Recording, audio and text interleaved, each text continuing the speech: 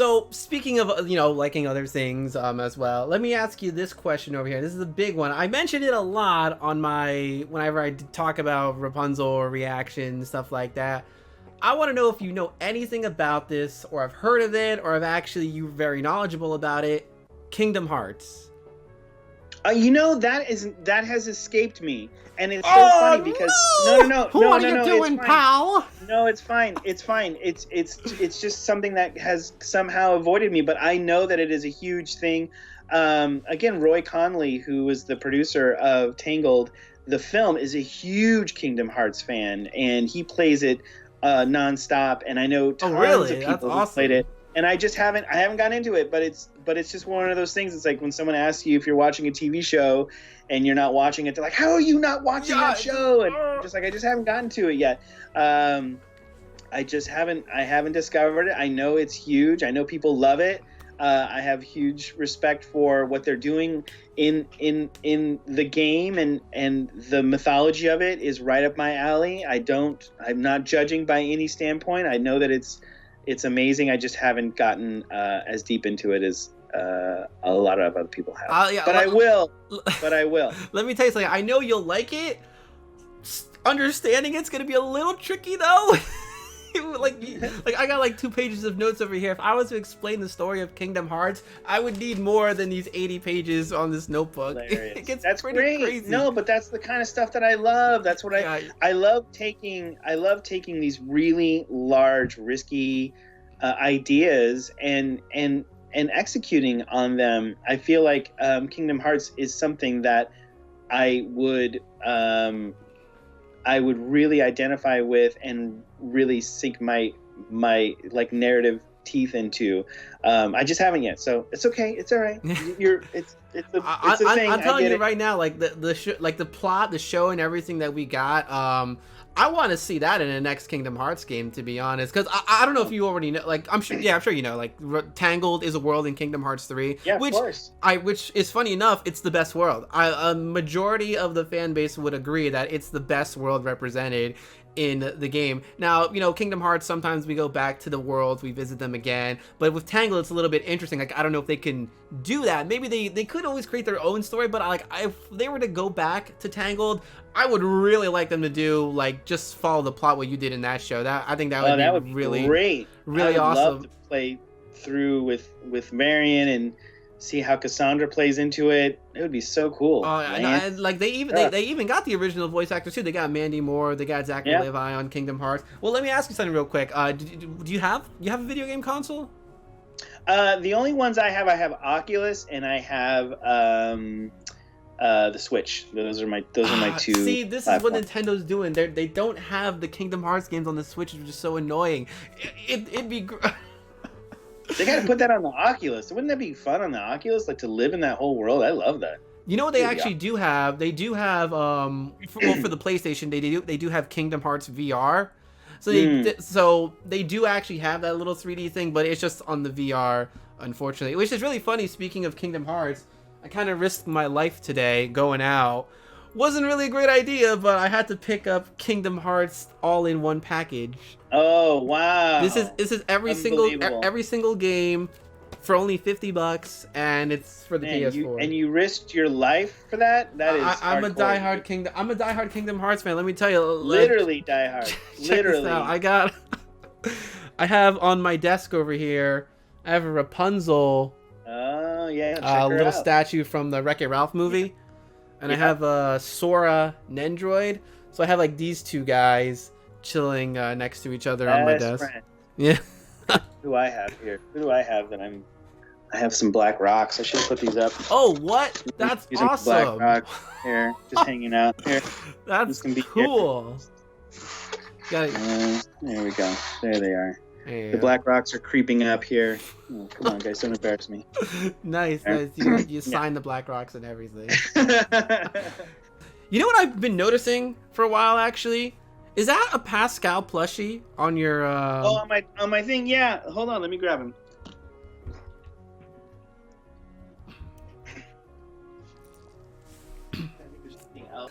The real hero of the show, Pascal. There he is. Look at this guy. That's great. This is my little guy. This is my little conscience that I look to when we were coming up with with script ideas and concepts. He was always looking at me from the couch. And then the other thing I have here is my actual the actual. I've seen this. I've seen this. I was like on YouTube, not creeping on you, watching a video about your story about Rapunzel. Yeah, this is the actual one, and I keep it here under lock and key. But it's really super special, and it's was really kind of the thing that we used to talk to the executives from a standpoint of, like, for me, this character is very real. It was very important for me to have a physical piece of her life in the pitch, because I wanted to communicate to them that I consider this character very real. I would, there were very real stakes for this character, and having a physical journal with a lot of the big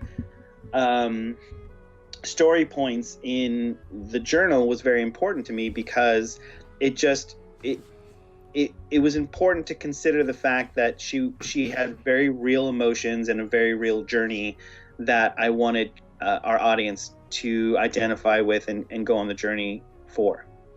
Yeah, no, I really like the design of that notebook and everything. It's such a Rapunzel's thing. Like you could have like literally taken that thing from the movie. I would have been like, wow, yeah, it looks like it's just like that. No, I definitely get a, I get a whole, like, it's funny with the show, like in the pitches that you gave as well, just the design and everything, you really get a feel for it. Which I thought was great, like especially like after we already know everything that happened, like wow, there's a lot of foreshadowing in here. Who knew you could tell so much with like something so small, which I think is really great too. But you know what, since you had Pascal there, let me talk to you about this real quick. Pascal saving everyone's lives on multiple occasions. I feel as though I feel as though if there was ever like a plot problem that you had, you guys were like, oh wait, we've got Pascal, because it's really funny. Like if I did a tally mark on how many times he has saved their lives, it's definitely more than I can count. Well, he's definitely not, we didn't want to see Pascal as just like this decoration. He's not definitely. Just like he's definitely a part of the crew, and is just as much as Pascal or Lance or Pascal, Maximus or Lance or Varian or Cassandra. He's part of the crew. Like they're all a big crew together. And I think, Pascal's very brave. I think he's very courageous. I think he's very smart. He certainly reflects a lot of Rapunzel's heart. And I think, he makes a lot of the decisions that maybe Rapunzel would make if she could. I have very little doubt that Rapunzel would sacrifice herself for the greater good, just like Pascal did in season 1, jumping down into the Demantis chamber. Oh, I remember that. Oh man, that was crazy. I think if Rapunzel could have done the same thing, she would have. So we just considered Pascal just one of the crew. He was just one of the gang. He was never just a pet or just a decoration. Hopefully he was always a participant in the story. And sometimes it was hard because as a writer, our writers would get into the scripts and you wouldn't necessarily, because he didn't have dialogue, it was hard to consider him in a plot. So a lot of times, you gotta be like, where's Pascal? What's he doing? Yeah. So a lot of times that fell on the shoulders of the board artists to come up with fun little visual things for him. I mean, certainly, Ricky Roxburgh, who was one of our writers, certainly loved Pascal in a big way, and came up with the backstory of how he and Rapunzel met. Oh yeah, you guys like killed his mom. I was like, there's that Disney rule right there. Like, come on. Yeah, we needed to find a way to push the two of them together in a way that that would make them inseparable. Right. And Ricky found a great way to do that, and having the first person outside of Gothel for her to use her healing powers on, was really important, and again very emotional, and it solidified them as best friends from a very early age, and I thought that was brilliant. And it just, again, it made him part of the very important part of the crew. Yeah, yeah. You know what? I just remember that whole scene in my head right now. I was like, oh my god, Pascal literally almost just died if it wasn't for Rapunzel. That's great. Pascal, I always say he's the hero of the show, though. Like, I mean, wow, this guy's, yeah, no, he's definitely like top tier player within that group. That's for sure. You know, honestly, I was, when I saw the finale, I was really surprised that Pascal did it. Like, I thought he would be like the one to like seals Ontari away, or he would do like, you know, when Ontari obviously grabbed like the Moonstone and the Sun Drop. I'm surprised Pascal didn't pop out of like Rapunzel's hair and like use his tongue to grab it away or something. Like, there we go, that's our boy. But I guess you know what, we have to focus on Rapunzel over here. She's the main character. We can't have Pascal steal the spotlight yet again. It's so funny how many times he saved everybody. It was important at that point in the last episode that really Rapunzel be the one to kind of pull the trigger on all of the big, you know, and again, like being bringing the Sun Drop and the Moonstone together, bringing Rapunzel and Cassandra together became the... Well, like, I was surprised. I'm like, I know one of the other things, like with Cassandra, everyone was saying like she's gonna be captain of the royal guards and she's guarding the wedding, that's why she's not there. I'm like, that's a pretty good idea, but nah, I guess your man Eugene took that spot. Yeah.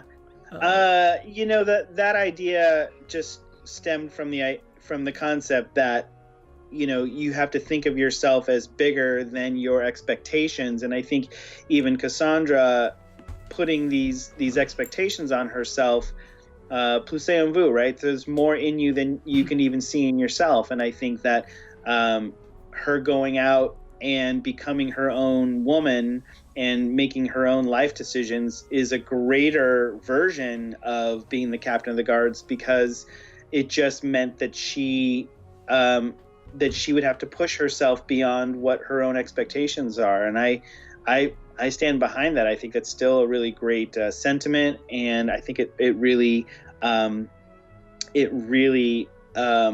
puts a focus on what our idea behind the show was, which was plus en vous. If we had just kept her in the kingdom to be the captain of the guard, I think I still think in terms of who Cassandra was, she wouldn't have ever had been fully realized. And I think her going out into the kingdom does that. It's funny you mentioned that too, because like in the beginning, that was like my big thought. I'm like, she's gonna be captain of the royal guards. But after everything we saw at the end, I'm like, that's gonna be kind of a real step down for her to go through all this craziness. Like, she went from a moon wielding, rock controlling powerhouse to just going to the captain of the royal guards. I'm like, you know what? No, in the beginning it might have made sense. It would have been cool, but now it's like, no, there's no way. She's got to do something else other than that. She got to do something greater than what she was originally intending to do. So Rapunzel, though, I guess, would you, like, you know, she, like I said before, she's I don't want to say she's nuts, but she's just very optimistic. She's very outgoing. She's all about trial and error, this and that, positive. Yeah. So I guess, you know, how much of a challenge was it to challenge someone like this? Because, like, I mean, you throw mud on her face, she'll be like, that's fine. I can wipe it off. I'll just throw more mud at you. We'll make a game out of this. It more became the challenge of the show was getting somebody that had such a positive outlook on life, and again challenging those viewpoints. So putting people in front of her and situations in front of her where she had to dig deeper than just like, everybody has to like me, you know, and I have to like everybody. And, you know, we really early in the show gave her somebody like Uncle Monty, who challenged that way of thinking, that, you know what, you don't have to make everybody like you. Some people are just not going to like you, and that's fine. You know, your life doesn't have to revolve around being, you know, to everybody what you want them to think about you.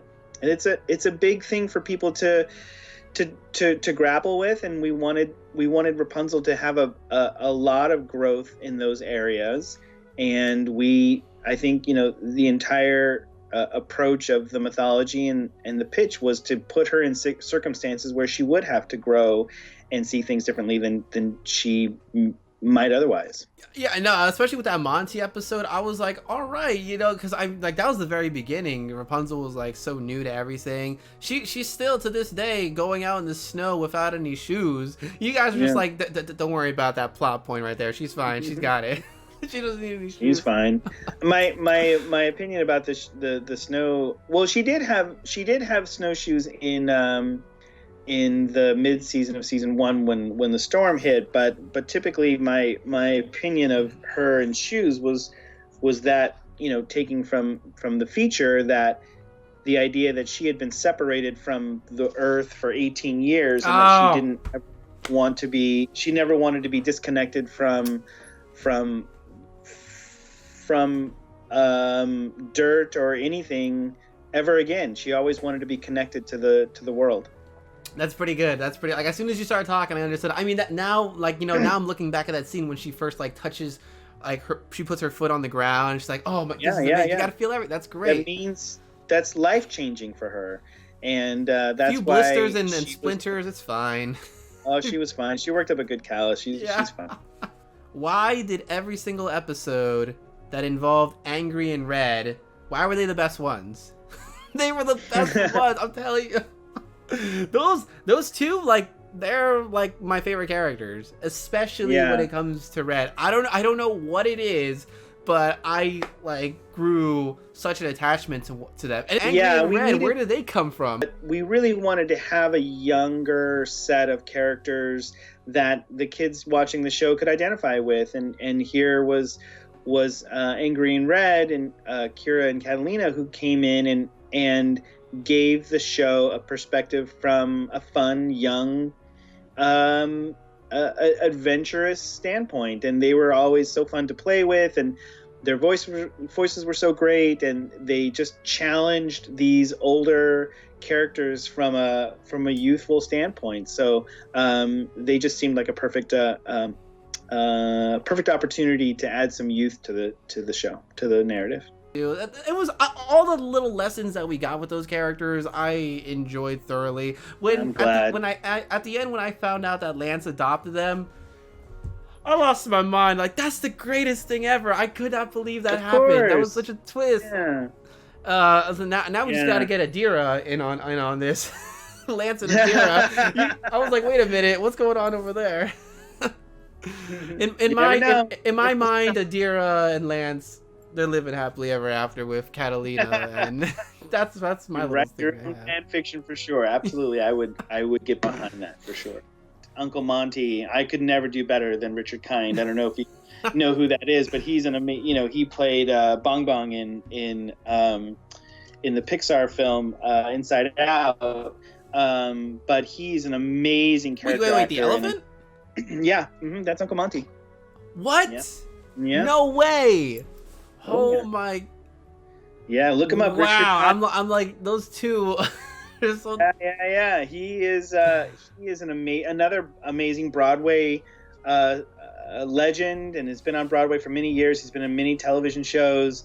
He's just a super nice guy. He is every bit Uncle Monty that you want him to be. When he would mess up a line, if we were recording him, and he would go through a line and he would mess it up, he'd say, "Oh, sugar." That was his real, like, that's his actual, "Oh, let me do that again. Oh, sugar." Like he that was his real reaction to messing something up, and we're like, that's so fun. I think we actually had him say that in one of the episodes. He says, "Oh, sugar." But that was like that's his actual reaction to messing up. So every time I see Monty, I'm just gonna think of a pink elephant now wearing the hat. All the way around. Uncle Monty running around. Yeah, right. So I'm surprised you guys didn't make like a little elephant cookie thing as like a little cameo. Oh, see, these are the great ideas. That would have been a good idea. So we're going on almost 2.5 hours. It's the longest interview I've ever given. Holy mackerel! Yeah, you got nowhere else to go. True. That's true. I got no plans. You got me here. Although I like appreciate all this, definitely, that's for sure. I mean, never in my wildest dreams would I ever thought that I would you know, be in a situation like this, interviewing, talking to a creator of a show that has brought smiles, tears, frustration, happiness, joy. This is awesome. So Well, I thank you so appreciate much. I you know, appreciate your time. Thanks, pal. You're the best. Well, you're very welcome. And listen, on behalf of the entire crew and on behalf of everybody that worked so hard and had so much heart and gave so much of themselves to make this show a reality, thank you for being a gigantic fan and for spreading the word of Tangled the series and really being I think a part of its success even beyond being on the air. I think what you're doing is so fun. Being an active fan and being so invested in these characters is exactly what we set out to do. And I'm glad that we hit. And keep doing what you're doing. And I can't wait for people to discover it. Love. And I promise I will try and get to Kingdom Hearts. Oh yeah, that we definitely got to get on that. I'm writing my next project from here, so. Oh, you're I'm working gonna on get something back- else? You're working on something else? Oh, Oh, I did see a Twitter post. What's is it all top secret? Top secret for now, but as we discover more and are able to share it with the public, I'm sure you will be kept in the loop, and I hope that you'll follow along as we discover more deeper relationships and characters and worlds and music, and it's gonna be great. I can't wait Is for it everybody Disney to- related, or you can't say anything? Can't say anything, but I am no longer with Disney, so Oh, okay. I got the sense that to be able to tell a large story that the size story that I wanted to tell, it seemed like I had to kind of leave Disney and find a place that was more comfortable telling an even bigger, more epic story. It seemed like it lived outside of the Disney logo, so that's where I'm at right now. So bigger and more exciting things to come. But hey, at least you got you got Zachary and Mandy Moore's phone number, right? Yeah, you can call them absolutely. whatever. I think I will be calling on everybody to take part in this thing, so it's gonna be spectacular. Nice, that's cool. Hey, I'm just saying, I could do voices. If you ever need somebody to do a voice actor, I think I could do pretty well. All right, so thank you for your time. You know, I'll send you my portfolio. The show, once again, it's great. Everything you did about it. Hope to talk to you soon, and thanks for your time. And I guess I'm gonna go ahead and say bye, pal. We'll see you soon. Thank you. Adios. Thanks again, Ed. We'll talk to you soon. All right, thanks. Later, buddy. Have a nice day. Wash those hands. Hey, that's where I'm going right now. Yeah. Bye, guys. All right, bye. I won't say die, you won't ever see